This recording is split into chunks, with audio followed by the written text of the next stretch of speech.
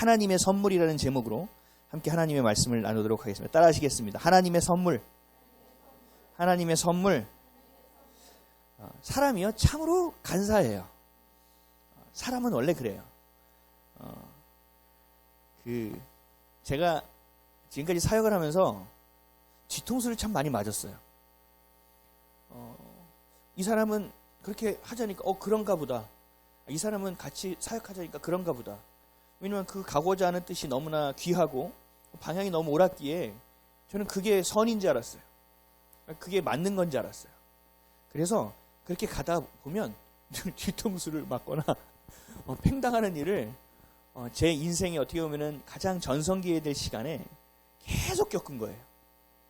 그러면서도 저는 무식하게 이것이 주님이 옳다면 저는 계속 겪어내겠습니다.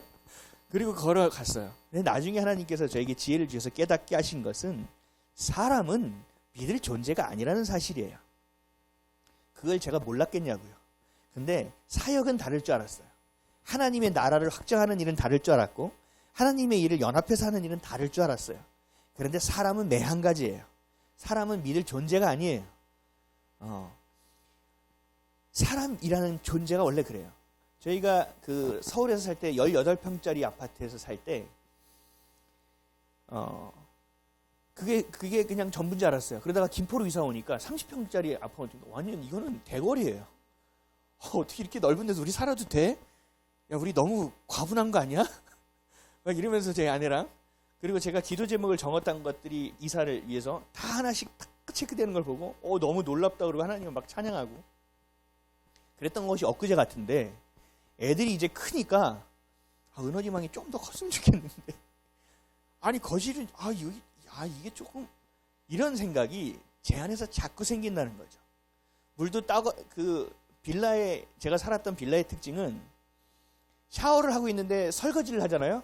갑자기 찬물이 확 나오는 집이었어요. 계속. 그래서 제가 샤워할 때 아내가 나 지금 샤워하는 중이야 이렇게 얘기하는.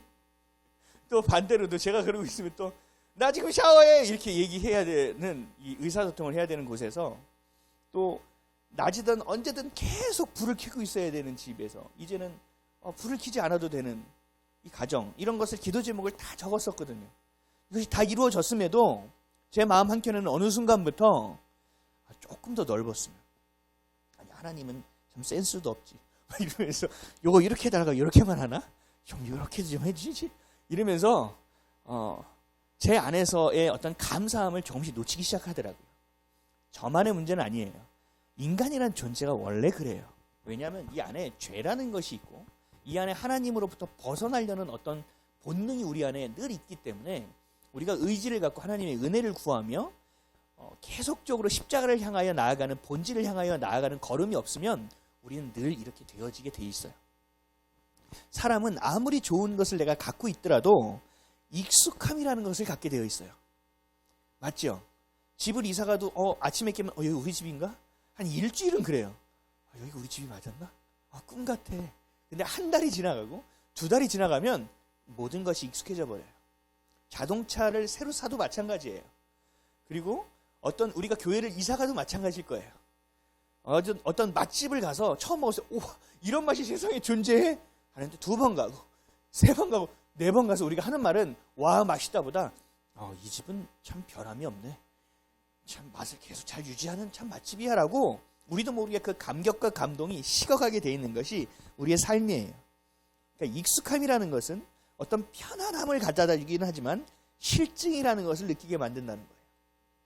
아무리 비싼 명품이라고 하더라도 어떤 신상이라고 하더라도 예외일 수는 없다.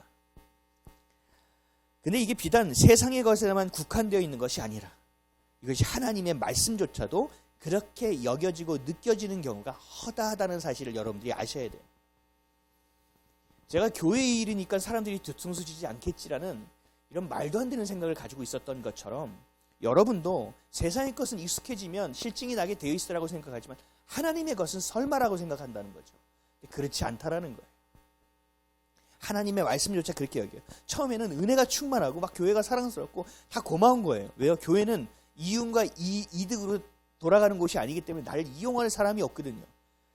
근데 또 그런 데도 또 있네. 어쨌든 이 안에서 교회의 공동체는 원래 그렇다는 거죠. 그래서 좀 마음이 편안해요. 여기 오면. 그래서 내 속을 조금 꺼내 보여도 될 것 같고 조금씩 꺼낼 수 있는 용기도 생기고, 근데 그것을 건강한 공동체가 받아주면 정말 하나의 가족이 될 수 있는 상황으로 만들어지겠죠. 그래서 너무 좋은 거예요. 그러니까 이 사람도 뭐 사주고 싶고, 교회 와서 막 청소도 하고 싶고, 또 나 교회, 우리 교회 너무 좋아. 매일 나와서 기도해야지. 우리 교회 나와서 매일 기도해야지. 라고 생각은 하고 그렇게 하지만 그 시간이, 그 유통기한이 오래 지나지 않아서 식어버린다. 이건 너무나 자연스러운 현상이에요. 이 땅에서는. 하늘나라에 가면 어떤 것도 질리지 않을 거예요. 근데 이 땅은 그렇게 되어 있어요. 우리가 그렇게 생겨 먹었어요. 그래서 예수 그리스도와의 나와의 그 관계가 매일과 같이 앞으로 나아가는 것, 더 깊어지는 것, 더 친밀해지는 것을 향하여 가지 않는다면, 성장하고 성장되지 않는 그 익숙함에 머물러 있다 보면 내 수준에서 하나님을 판단하고 내 시선으로 사람들을 평가하는 우를 반드시 범하게 되어 있다는 사실이에요. 이거는 내 그 영성이, 너네들 1레벨인데 난 3레벨이야. 아니, 너네들하고 난 좀 달라. 아니요. 관계없어요. 목사나 전도사님이나 여러분이나 교회 갓 나온 사람이나 20년 30년을 다닌 사람이나 예외 없다는 얘기예요.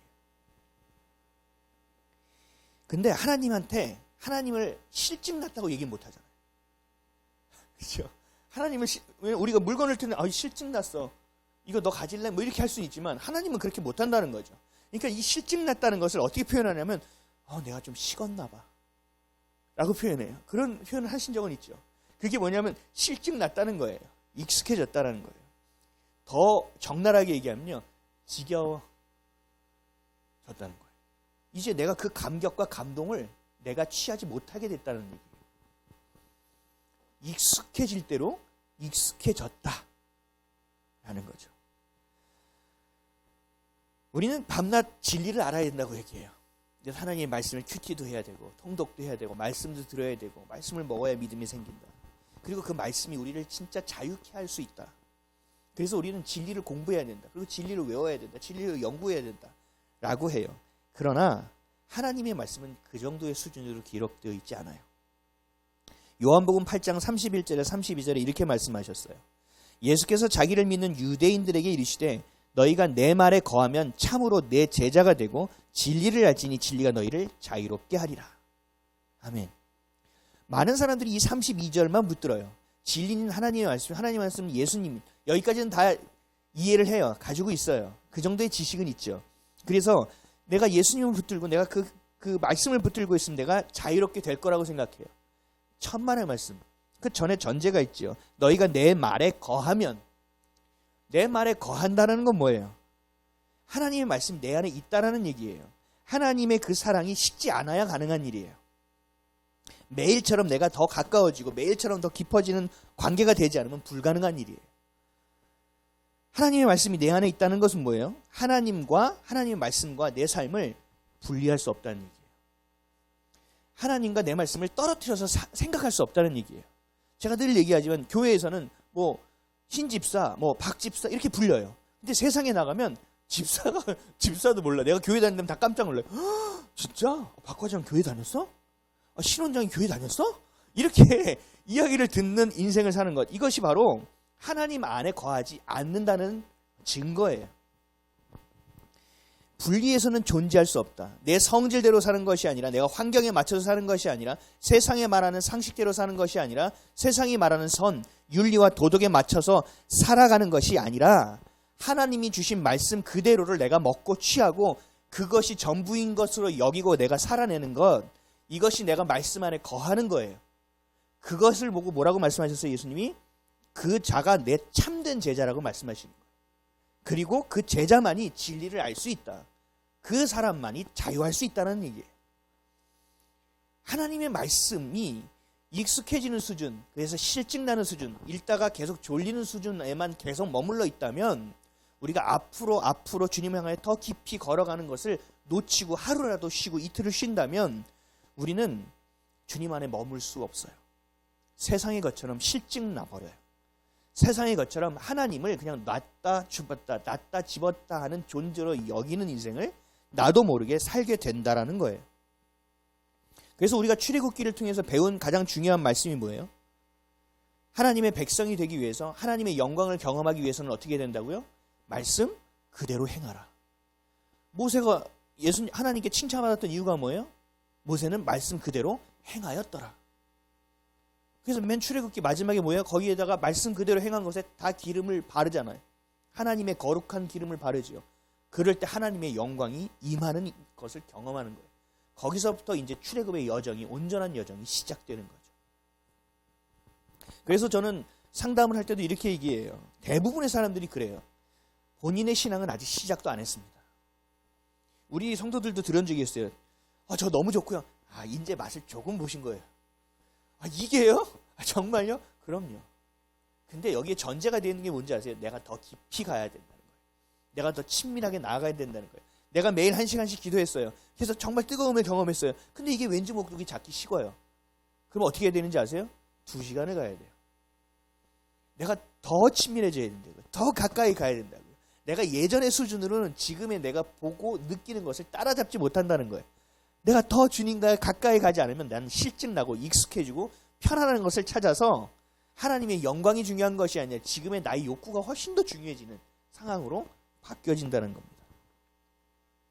그래서 우리는 하나님의 말씀에 순종하는 것, 그 말씀에 그대로 행해야 되는 것, 그것이 바로 너희가 내 말 안에 거하여야 되는 것. 그래서 그래야 너희가 진리를 알 수 있다는 것. 그래서 그 진리가 너희를 세상의 온갖 것, 너희의 상처, 어떤 것 가운데서도 너희를 자유케 할 수 있다 라고 말씀하고 있는 거예요. 그래서 또 이렇게 말씀하셨죠. 요한복음 15장 1절에서 7절이에요. 좀 길지만 제가 읽어볼게요. 나는 참 포도나무요 내 아버지는 농부라. 물은 내게 붙어있어 열매를 맺지 아니하는 가지는 아버지께서 그것을 제거해 버리시고 무릇 열매를 맺는 가지는 더 열매를 맺게 하려 하여 그것을 깨끗하게 하시느니라.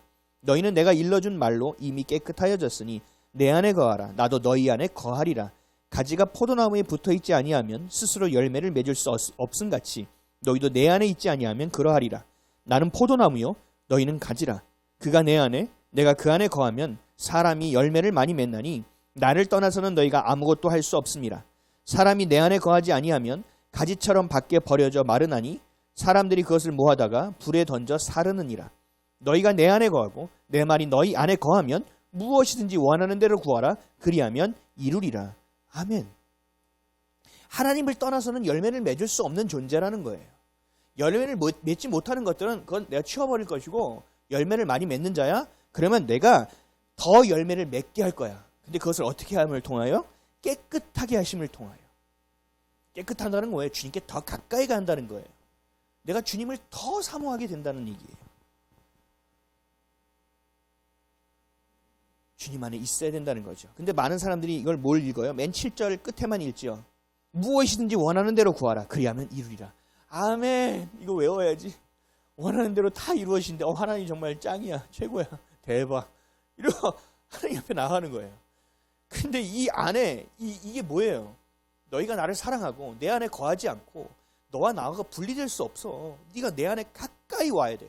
네가 가고자 하는 그 본능을 네가 다 꺾고 본질을 향하여 네가 나와야 돼. 그렇게 될 때 너희가 구하는 것은 분명히 하나님의 뜻을 구하게 돼 있어. 너희는 본질을 구하게 돼 있는 거야. 너희는 생명을 구하게 돼 있어.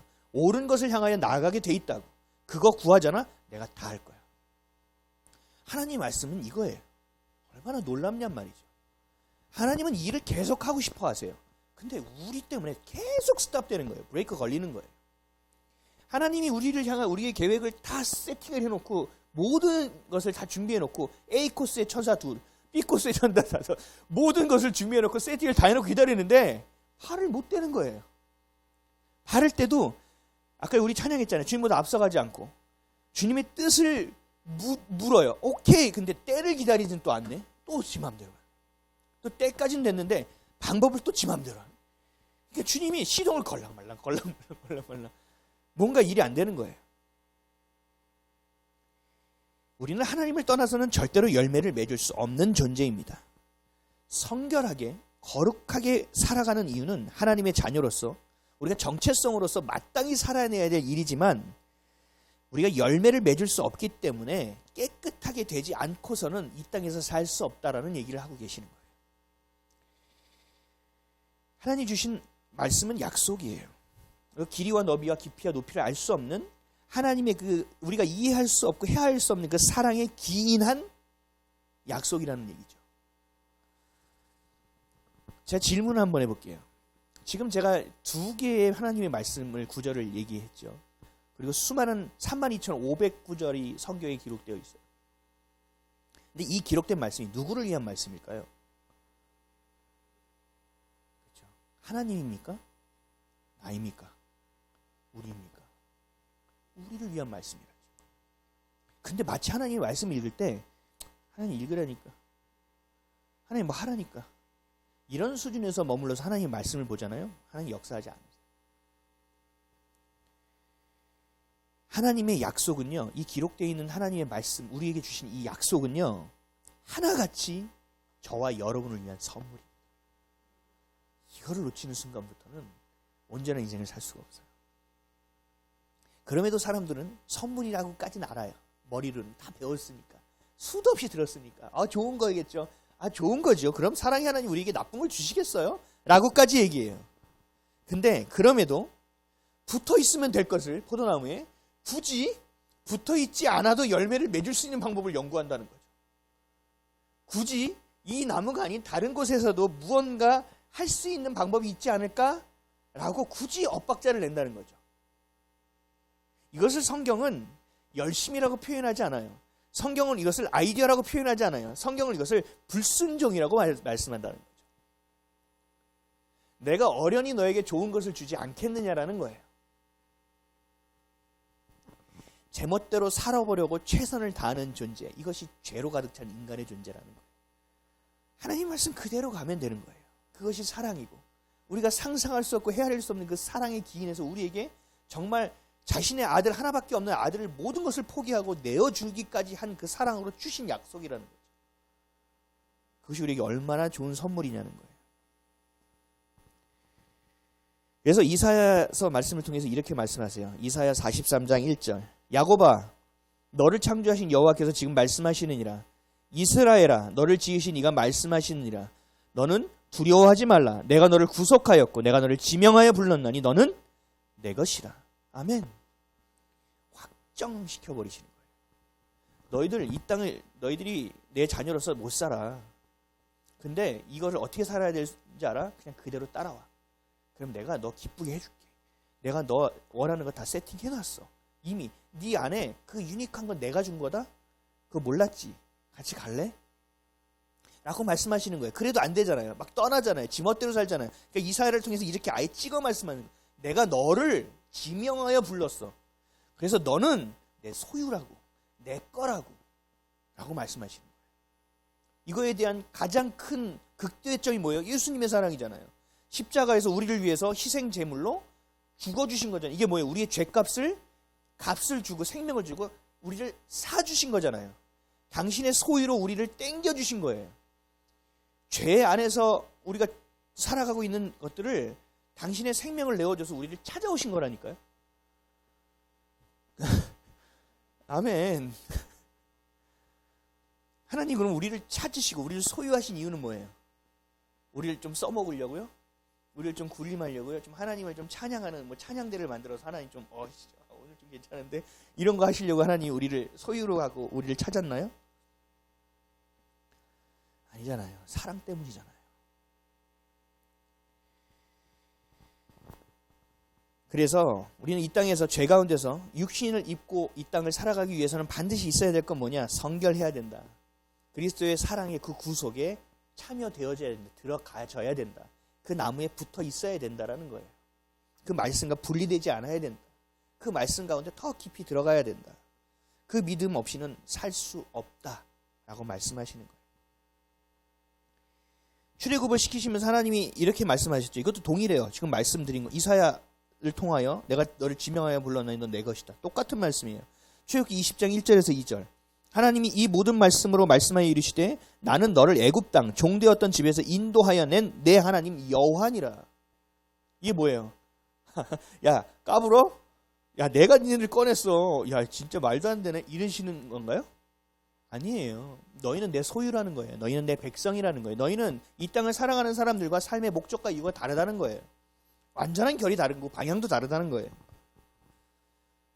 너 내 소유니까 말 똑바로 들어. 이런 차원이 아니라고요. 하나님은 우리를 사랑으로 잉태하셨어요. 그리고 우리를 사랑으로 출산하셨어요. 그리고 사랑으로 만들어내셨어요. 그리고 그 사랑을 끝까지 붙드시겠다고 말씀하는 것을 오해하지 말고 왜곡하지 말고 신뢰해야 된다는 사실이에요. 오늘 본문 말씀이에요. 우리 다 같이 한번 읽어볼까요? 오늘 본문 전도서 3장 12절에서 14절. 같이 읽겠습니다. 시작. 사람들이 사는 동안에 기뻐하며 선을 행하는 것보다 더 나은 것이 없는 줄을 내가 알았고 사람마다 먹고 마시는 것과 수고함으로 낙을 누리는 그것이 하나님의 선물인 줄도 또한 알았도다. 하나님께서 행하시는 모든 것은 영원히 있을 것이라 그 위에 더할 수도 없고 그것에 덜할 수도 없나니 하나님이 이같이 행하심은 사람들이 그의 앞에서 경외하게 하려 하심인 줄을 내가 알았도다. 아멘. 우리가 살아가는 이 삶의 모든 과정, 우리의 삶의 어떤 모든 여정, 하나님이 이 여정 가운데서 우리를 훈련시켜서 우리를 써먹겠다는 뜻이 아니에요. 이 땅을 살아가는 이유를 우리는 분명히 알아야 돼요. 하나님이 기뻐하시는 것, 여기서 말하는 선은 도덕 윤리적인 선이 아니죠. 하나님의 뜻을 행하는 것을 말하는 거예요. 사람들이 사는 동안에 기뻐하며 선을 행하는 것, 이것이 가장 나은 인생이라고 이 지혜자가 고백하고 있는 거죠. 여기서 선은 하나님을 기뻐하는 거예요. 그 복음을 복음으로 여기는 인생이에요. 그 내가 받은 그 생명을 다른 이에게 그 생명을 나누는 인생이에요. 내가 받은 사랑을 사랑으로 나누는 인생이에요. 이게 바로 성경에서 말하는 선이에요. 이것, 하나님의 뜻을 행하는 것, 하나님의 뜻대로 살아가는 것이 얼마나 값지고 얼마나 좋은 것인지 본인은 이제 깨달았다는 얘기예요. 비로소 세상의 모든 것을 다 가져보고 모든 것을 누려보고 엉망진창으로도 살아보고 하나님을 대적하는 인생으로 다 살아보고 결론은 뭐냐? 이 하나님을 기뻐하는 것, 하나님의 뜻을 따라 살아가는 것, 이것이 얼마나 좋고 가치 있는지를 본인이 비로소 깨달았다고 얘기하는 거예요. 그 깨달은 이 가장 좋은 것이 무엇이 이것을 버텨낼 수 있게 하느냐? 하나님을 경외하는 모든 것을 지탱해 줄 수 있게 만든다는 거예요.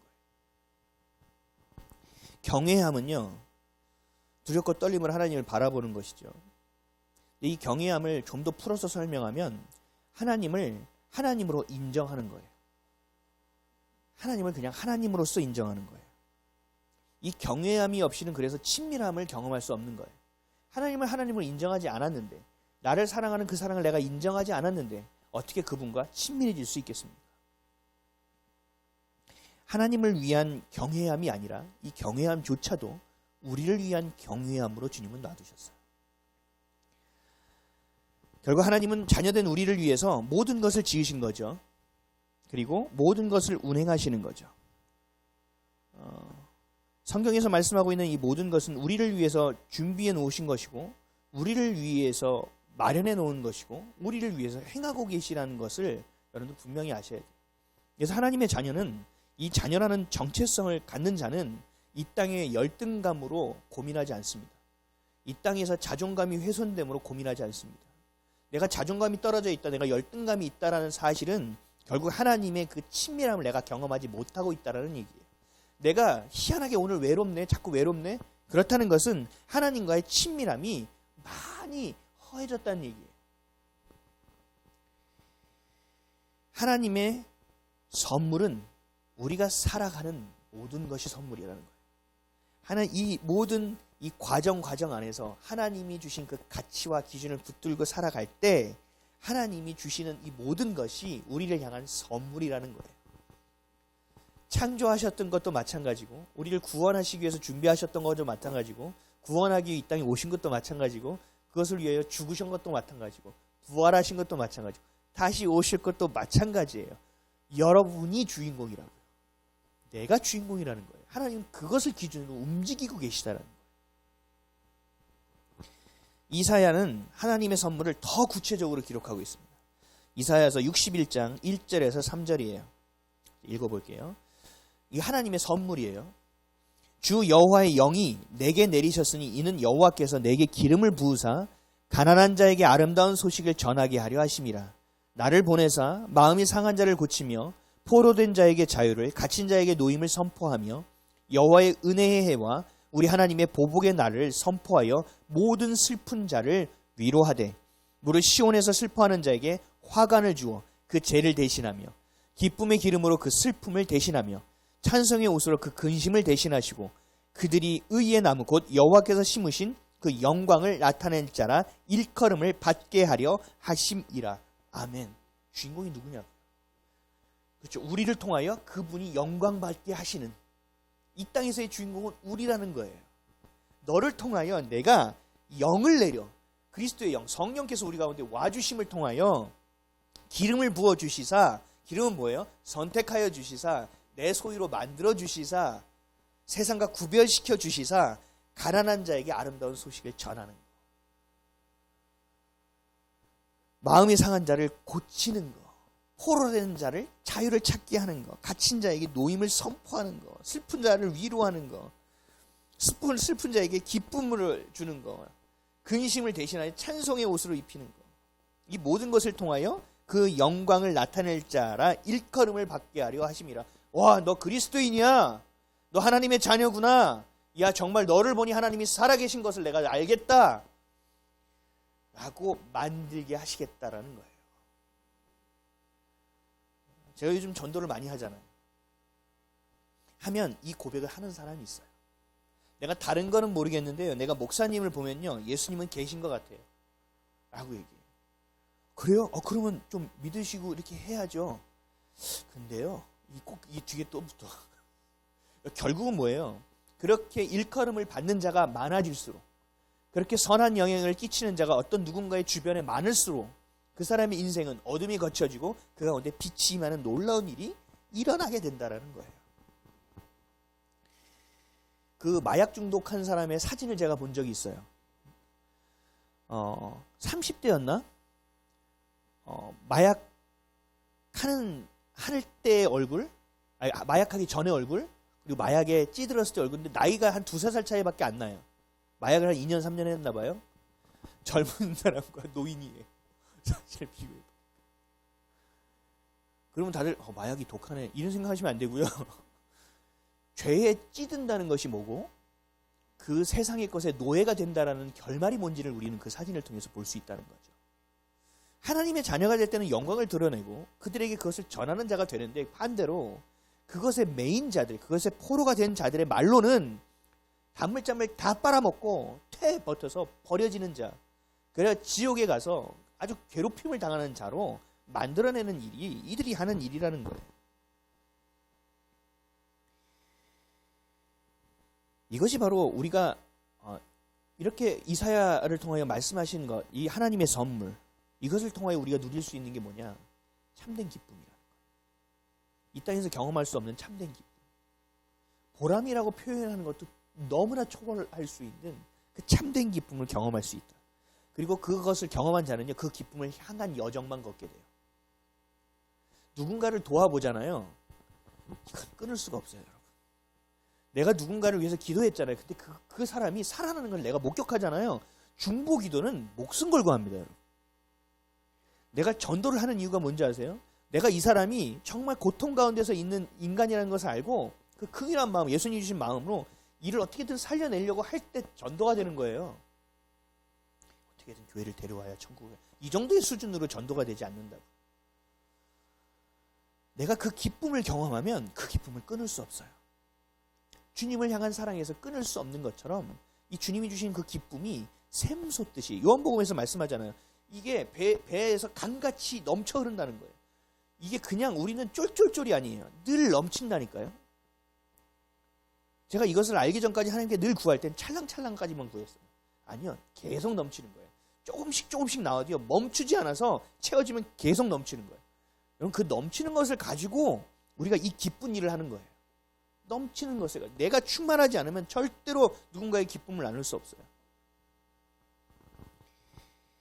이것이 기쁨으로 살아가는 인생이에요. 이것이 선물을 주신 하나님의 뜻, 그 사랑을 헤아리는 사람이 살아가는 인생의 모습입니다.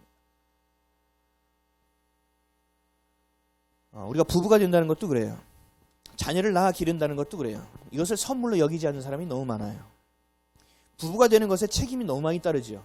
서로 간에 30년 이상, 요즘은 40년, 40살에 결혼한 사람도 너무 많으니까 40년을 자기 마음대로 살다가 둘의 문화가 부딪히니까 이게 견딜 수 없는 거예요. 그러니까 어떻게 하는지 아세요? 같이 살아보는 거예요. 야, 우리 한 3년만 살아보고 우리 맞으면 결혼하자 라고 생각하는 거예요. 왜요? 편의에 따라서. 부부가 되면 서로 간에 헌신하고 서로 간에 희생하고 서로가 서로를 보듬어주고 내가 때로는 안기지만 내가 때로는 안아줘야 된다는 사실. 이것을 하고 싶지 않은 거예요. 안기고만 싶은 거예요. 위로받고만 싶은 거예요. 인정받고만 싶은 거예요. 그러니까 부부의 연을 맺으려고 하나요? 아니요. 그 달달하는 순간 유통기한이 있을 때까지만 연을 맺고 그 유통기한이 달되면 어떻게 돼요? 다시 다른 연을 찾아가는 아주 동물과 같은 인생을 살게 된다는 거죠. 자녀도 안 낳아요. 왜 안 낳아요 요즘? 책임지기 싫으니까. 나라가 너무 웃겨요. 이 나라가. 저는 너무 웃겨요. 자식을 낳아야 된다고 그래요. 그래놓고 자식 한 명 기르는데 1억 5천 2억이 든다는 발표를 왜 해요? 난 정말 이해할 수 없는. 자식을 많이 낳아야 된다고 얘기해놓고 통계청에서 뭐 통계를 내는데 자식 하나를 기르는데 2억이 든대요. 누가 낳으려고 하냐고요. 죄송해요. 갑자기 제가 웃겨가지고. 자녀를 낳으려고 하지 않아요. 왜요? 자녀를 통하여 내가 희생하고 싶지 않거든요. 그 1억 5천, 야, 나를 위해서 투자하지. 야, 얘 내가 길러주면, 야, 사춘기 늘 겪는다며. 그러면 그 뒤통수 맞는 거 자식들도 다 뒤통수 친다며. 야, 그걸 내가 왜 그 짓을 하니? 라고 생각한다는 거죠. 자녀는, 아까 우리 연주사님 기도할 때 말씀하셨잖아요. 상급이에요. 하나님 주신 가장 귀한 선물이에요. 근데 가장 귀한 선물이니 사실 그 안에서의 깊이가 있으니 고통과 그 안에서의 어려움과 그 안에서의 연단도 굉장히 깊을 수밖에 없는 거예요.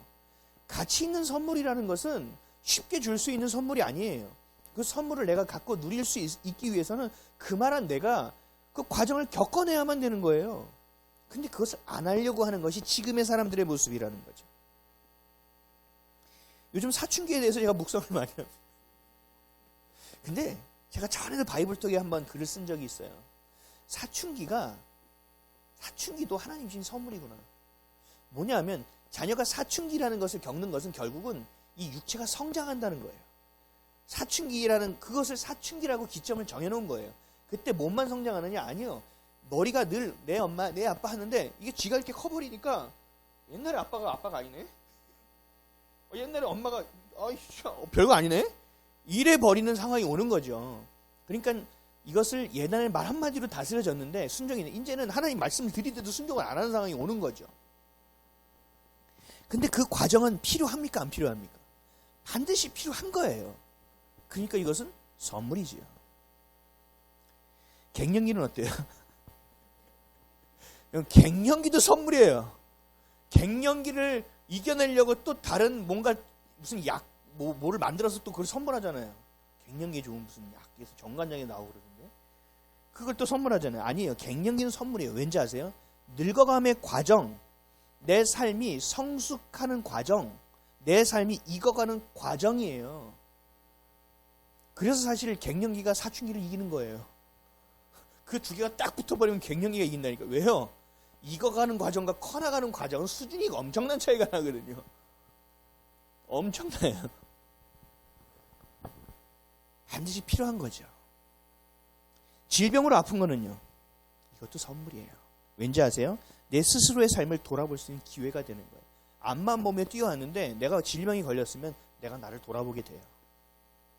하나님과의 관계도 돌아보게 되고 부부간의 관계도 돌아보게 되고 자녀와의 관계, 내가 세상을 어떻게 살았는지를 내가 다시 살피게 되는 굉장히 큰 유익이 있어요. 성장의 과정이라는 거죠. 우리 삶에 빼놓아서는 안 되는 과정이라는 거죠. 우리가 살아가는 이 모든 여정과 우리가 살아가는 이 모든 과정이 하나님이 주신 선물이라고 여기면 분명합니다. 거룩해지는 과정, 성장하는 과정, 성숙해지는 과정, 자녀되는 과정, 행복해지는 과정, 기쁨을 취하는 과정이라는 거예요. 자녀된 우리를 자라나게 만드는 하나님의 놀라운 선물입니다. 이것이 인정이 되는 자만이 하나님을 신뢰할 수 있어요. 하나님을 신뢰하는 자만이 이것을 선물로 인정할 수 있다는 거죠. 그 하나님이 일하시는 그 일하시는 반경 안으로 내가 참여될 수 있는 것이 되는 거예요. 여기서부터. 이게 시작이에요. 교회를 20년, 30년 다녔다고 시작이 아니라는 것이죠. 가정과 자녀는 내가 짊어져야 될 짐이 아니에요. 질병과 어려움은 내가 피하고 극복해야 될 것만이 아니에요. 이것은 뭐예요? 하나님이 주신 선물임을 알고 누려야 된다는 거죠. 그 과정에서 하나님이 허락하시는 것이 무엇이고 그 과정을 통하여 하나님이 이루시는 것이 무엇인지에 내 초점과 내 시선과 중심이 흐트러짐 없이 꽂혀 있어야 돼요. 그렇지 않으면 이것은 선물로 여길 수 없어요. 흔들리는 거예요.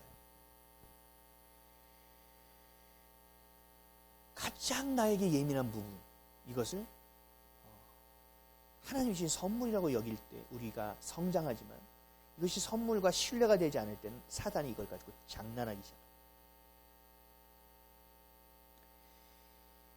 제가 어린이날 밤 9시가 될 때, 어린이날이에요. 9시가 될 때 은원이랑 장난감 가게를 갔어요. 어린이날 그 시간에 제가 너무 몸이 힘들고 해서 계속 잔 거예요. 그래서 은원이 울음소리에 제가 깼어요.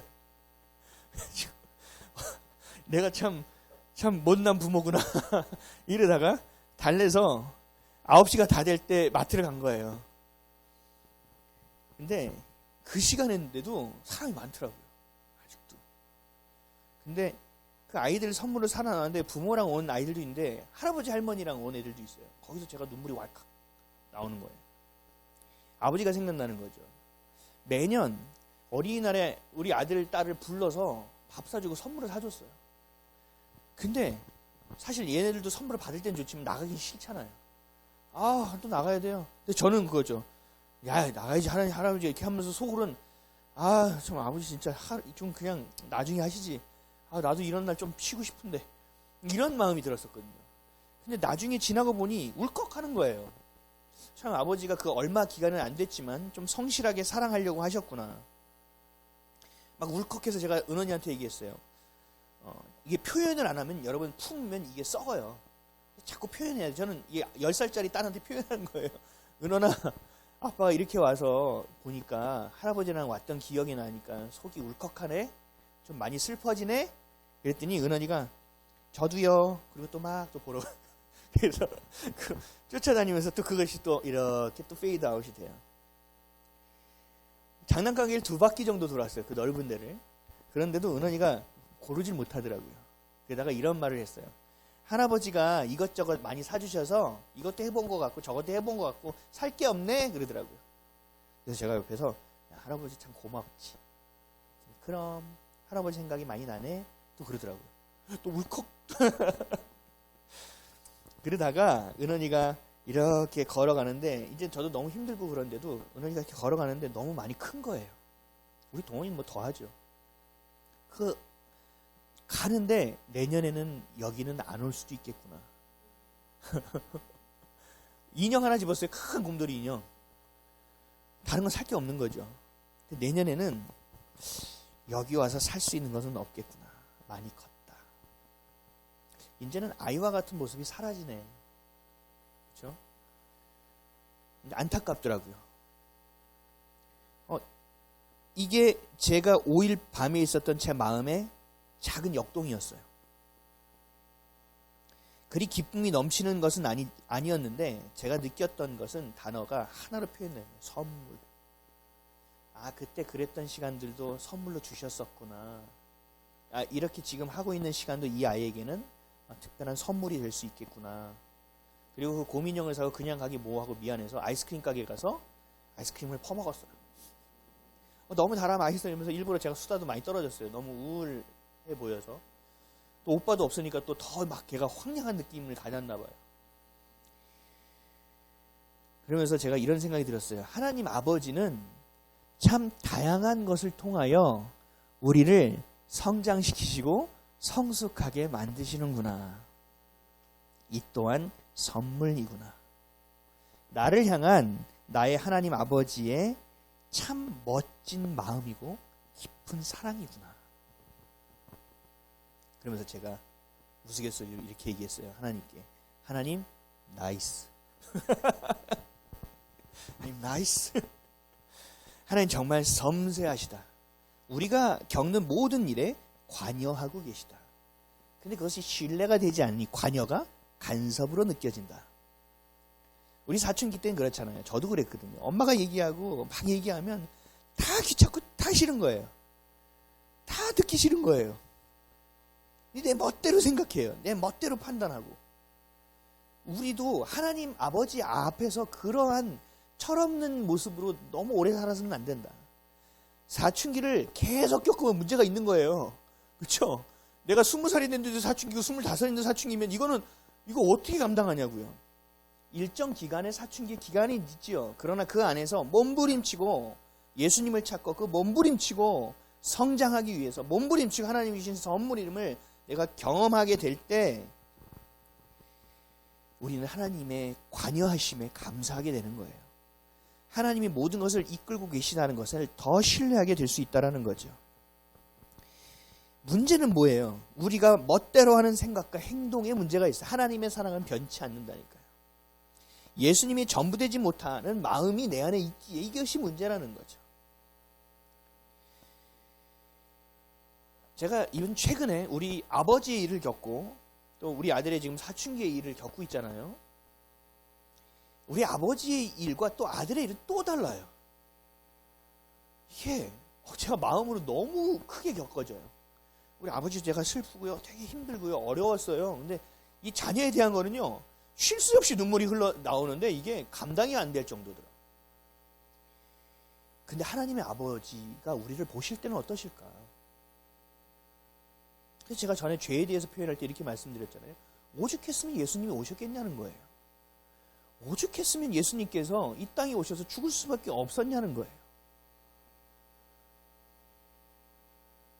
그래서 하나님은 말씀하고 있는 거예요. 사랑의 능력이라고. 사랑 없이는 안 된다고. 너희가 나를 떠나서는 안 된다고. 내가 너를 불렀고 너희는 내 소유 안에 있지 않으면 너희는 이 땅을 살 수 없다고. 내 사랑으로 충분하다고. 내가 함께 있으면 만족하는 인생을 살 수 있다고. 내가 너와 함께하면 그 꿈 함께 이뤄낼 수 있다고. 네가 정말 기쁨, 놓치지 않는 기쁨 가운데 살아낼 수 있다고. 우리에게 섬세하게 역사하시고 때마다 허락하시고 때마다 겪어내게 하신다는 거죠. 이기지 못할 시험은 주지도 않으시고 그러한 시험이 올 때는 또 다른 길을 내어주시고 또 시편으로 돌아가면 그러한 시험이 올 때 바위 틈에 숨기시고 손으로까지 덮어주시는 우리의 아버지 하나님의 사랑을 여러분들이 신뢰하셔야 된다는 거예요. 그렇게 될 때 우리는 모든 삶의 여정과 과정을 하나님의 선물로 받을 수 있다. 누릴 수 있다는 거예요. 무력하게 자라나는 자, 그래서 나이만 먹어가는 자, 이 자들이 성인 아이가 됩니다. 나이만 먹었고 결혼도 했고 아비의 자리에 있고 어미의 자리에 있고 무슨 자리에 있어도 그 아비됨과 어미됨을 실천하지 못해요. 어떤 일이 결정적인 순간에 회피해요. 돌아서고 뒤로 피한다고. 성인 아이예요. 책임지지 못하는 것이 아이지요. 그래서 부모가 필요한 거잖아요. 하나님은 그러한 성인 아이가 되는 것을 절대로 좌시하지 않습니다. 하나님은 우리가 성장하기를 원하시고 우리가 성숙한 인간이 되기를 원하시고 그리하여 수많은 사람들을 붙들어 세워내고 살려낼 수 있는 하나님의 참된 제자요 자녀가 되기를 간절히 원하시는 거예요. 그래서 우리에게 뭘 줘요? 때로는 어려움을 겪게 하시고 때로는 단단하게 하시고 때로는 완전히 무너뜨려서 다시 견고하게 지켜도 만드시고 이것이 바로 하나님 아버지의 마음이라는 사실을 기억하셔야 돼요. 오늘 본문 말씀을 이 말씀을 들었으니 다시 토대로 다시 읽어볼게요. 전도서 3장 12절에서 14절입니다. 다 같이 읽겠습니다. 시작.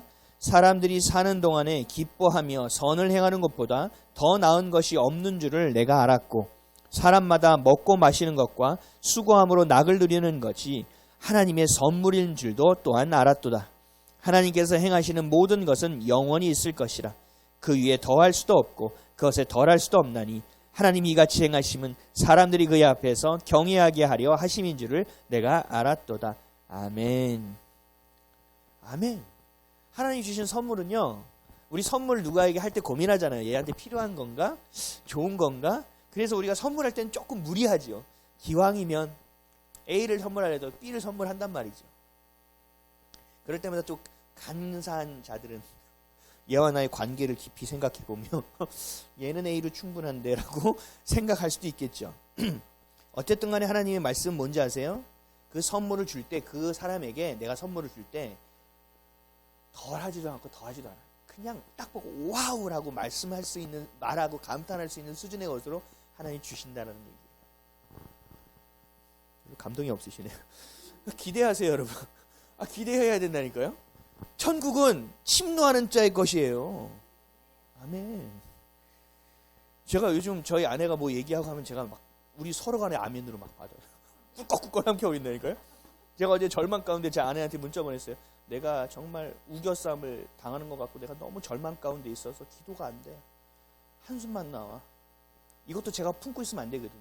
그래서 제 아내한테 문자를 보냈더니 아내가 문자를 어떻게 보냈냐면 그 가운데서도 하나님은 일하고 계셔. 그래서 제가 아멘. 근데 하나가 더 삥 하고 올라와. 믿음이 없으면 하나님이 일하지 못하셔. 아멘으로 받는 거예요. 거기서 살짝 감정이 상해서 내가 아마 응응 하지 않았어요? 이응 보냈거든요. 나도 알아. 이렇게 이응 보냈지만 제가 이 기도의 자에서는 굉장히 아멘으로 받았어요. 제가 먹었어요. 사랑하는 성도 여러분, 여러분 어떻게 이 땅을 살아내시겠습니까? 자녀에게 무엇을 가르치시겠습니까? 내 삶의 목표와 목적은 어디에 두시겠습니까? 자녀에게 행복을 선물하기 위해서, 내가 행복하게 살아가기 위해서는 어떻게 해야만 합니까? 다시 정리하십시오. 하나님이 주신 선물을 기뻐하며 살아가면 됩니다. 하나님이 내 아버지가 되시면 됩니다. 여러분이 삶의 이유를 깨닫고 그 목적에 맞는 인생을 성취하며 한 걸음 한 걸음을 더 나아가시면 됩니다. 제발 정치하지 마세요. 안주하지 마세요. 그것은 거짓 평안이에요. 그것을 걸어내고 더 깊이 가고 더 온전하게 주님을 향하여 나아가지 않으면 익숙함이라는 덫에 빠지게 돼 있어요. 실증의 모드에 들어가게 돼 있다. 이것이 바로 우리가 복음이라고 얘기하는 거예요. 그 기쁨 가운데 살아가는 것을. 이것이 우리의 사명이에요. 이것이 우리를 부르신 이유예요. 우리가 행복하게 살아갈 수 있는 유일한 길이에요. 그것을 기억하고 그렇게 살아내는 저 여러분 되시기를 주님의 이름으로 간절히 축원드립니다. 마지막으로 그러기 위해서는 하나님이 세우신 두 가지를 지켜내야만 합니다. 첫째는 가정이에요. 부부가 하나가 되어야 돼요. 그리고 자녀까지도 그리스도의 이름으로 연합되어야 돼요. 그리고 그 가정은 오직 예수 그리스도를 보고 예배하는 인생을 살아내야 돼요. 이러지 않으면 가정을 지킬 수 없습니다. 우리가 생각하는 그러한 유형의 가정을 생각하지 마세요. 가정이라는 것은 내가 있는 것이고 그 안에 누가 있는 거예요? 그리스도가 있는 곳이 가정의 시작점이에요. 내가 그것이 잘못되고 어렵다 하더라도 그 관계없어요. 지금부터 다시 시작하면 그만이에요. 주님은 우리에게 늘 기회를 주시는 거예요. 늘 다시 시작할 수 있는 그 가정. 지금 우리는요, 여기가 나갔고요, 이 모서리가 다 깨졌고요, 우리 가정은 이게 찢어졌고요, 이게 망가졌고요. 괜찮아요. 상관없어요. 그 가운데서도 그거를 지키라고 말씀하시는 거예요. 그거를 내가 모퉁이 돌이 되게끔 하시겠다라는 거예요. 그 위에 올리신다는 거예요. 그래서 반드시 하나 그리스도 안에서 가정은 연합되어져야 됩니다. 그래서 그 가정과 그 자녀를 지켜내야 됩니다. 둘째는 교회를 지켜내야 됩니다. 하나님을 경배하고 찬양하고 생명이 생명될 수 있는 유일한 기관은 교회입니다. 모든 어떠한 기관 가운데서도 하나님을 예배하는 유일한 기관이 교회입니다.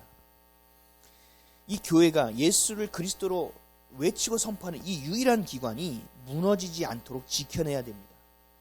이 두 가지를 지켜내야만 지금 우리가 계속 읽어오고 알아왔던 그 선물이 선물될 수 있어요. 이것을 지켜내지 못하면 안 돼요. 내 모든 것을 다하여 지켜내야 합니다. 그래야 선물을 받을 수 있어요. 그 선물을 풀 수 있어요. 그 선물을 내가 줄 수 있어요. 그 귀한 하나님의 마음, 그 사랑이 헛된 것이 않게 하기 위해서는 이 두 가지를 지켜내야만 합니다. 세상에 보이는 헛된 것을 따라 살지 마십시오. 가정을 지키고 자녀를 세우고 교회를 섬기는 저 여러분이 되시기를 바랍니다. 헛된 것을 따라가는 것, 판단과 정죄를 멈추십시오. 그리고 하나님을 경외하시고 기뻐하십시오. 그것이 우리의 삶의 가장 중요한 행복이고 이것이 하나님이 우리를 세상 어떤 것보다 사랑하는 하나님의 선물입니다. 기도하겠습니다.